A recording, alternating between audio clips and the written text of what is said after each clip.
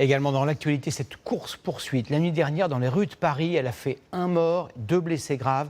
La voiture avait été prise en chasse par la police après un comportement jugé suspect. Que s'est-il passé exactement? Léa Merlier, Raphaël Maillochon et Bruno Chastagnier. De la voiture, il ne reste que de la tôle broyée par la violence du choc. Le véhicule s'est encastré dans un arbre. À son bord, 4 personnes.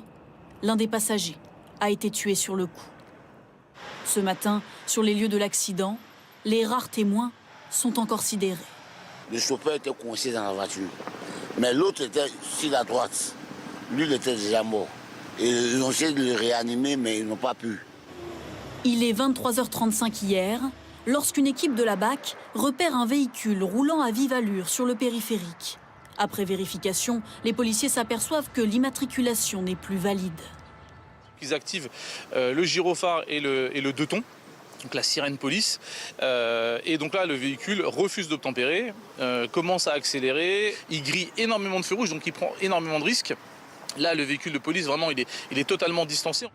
La voiture s'engage sur un boulevard en plein Paris. Elle est retrouvée accidentée place de la Porte de Bagnolet à 23h45, 10 minutes après le début de la course-poursuite. Toujours recherché, l'un des passagers a pris la fuite. Le conducteur est âgé de 21 ans. Son permis avait été suspendu en juillet dernier. Une enquête a été ouverte notamment pour homicide involontaire. Les caméras de vidéosurveillance aux abords de la route sont en train d'être analysées pour préciser les circonstances de l'accident.